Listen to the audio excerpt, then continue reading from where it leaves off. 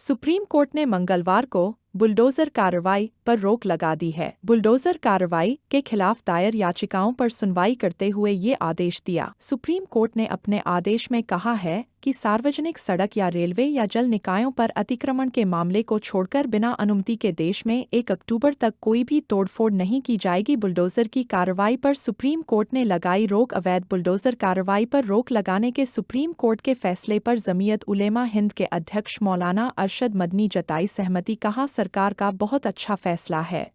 याचिका डाली थी, आज सुप्रीम कोर्ट ने इसमें फैसला सुनाया है, तो आप कैसे मानते हैं? हम तो ये समझते हैं और हम गए भी थे इसी बुनियाद पर कि किसी शख्स के मकान को गिरा देना जो उसकी सारी जिंदगी की कमाई की चीज थी, ये कानून के खिलाफ है।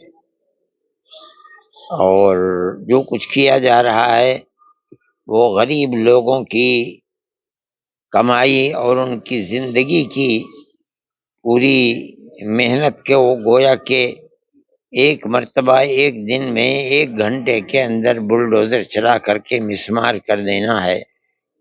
फिर यही नहीं बल्कि जो केस हुए थे उसके अंदर ऐसा भी है कि किराए के मकान में आदमी रहता है, उस मकान को बुलडोजर से गिरा दिया गया।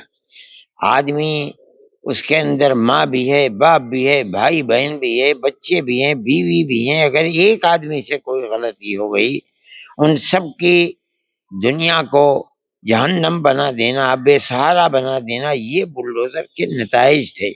इसी बुनियाद के ऊपर जमीयत उलमा जिस तरह मुसीबत ज़दा लोगों के लिए सहारा बनती चली आई है अल्लाह की कुदरत से, इसी तरह हमने इस सिलसिले के अंदर आगे बढ़कर बेहतर से बेहतर वकील किए थे।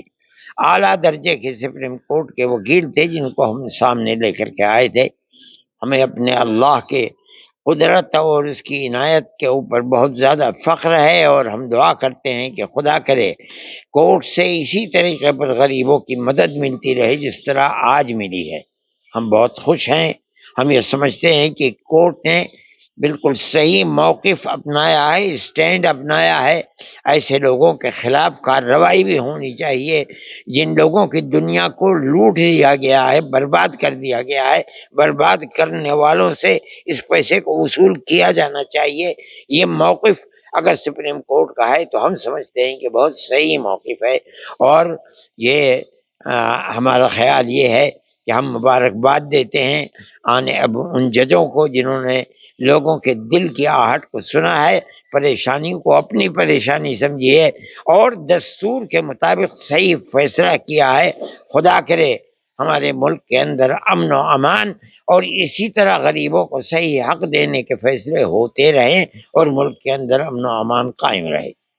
सरकारों को, जिन सरकारों ने बुलडोजर एक्शन किया है और लोगों के घरों को तोड़ा है, वो अब उन लोगों को, उन सरकारों को सुप्रीम कोर्ट ने कहा है कि मुआवजा दिया जाएगा। यकीनन हम ये समझते हैं कि देना चाहिए।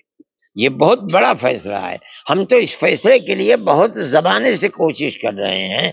जिन लोगों को हमने जेलों से छुड़वाया है 18 साल के बाद, अभी 3 दिन के बाद आए हैं, इनकी जिंदगी बर्बाद हो गई है सिर्फ इस बुनियाद के ऊपर कि उनको बाइज्जत बरी किया। इसका मतलब ये है कि उनसे कोई कसूर नहीं था, इसके बावजूद उनकी जिंदगी को बर्बाद कर दिया। हम कहते हैं, हम सुप्रीम कोर्ट तक गए हैं कि इसका मुआवजा दिलवाइए, इनकी जिंदगी खराब हुई है। हमारी इस बात को सुना नहीं गया।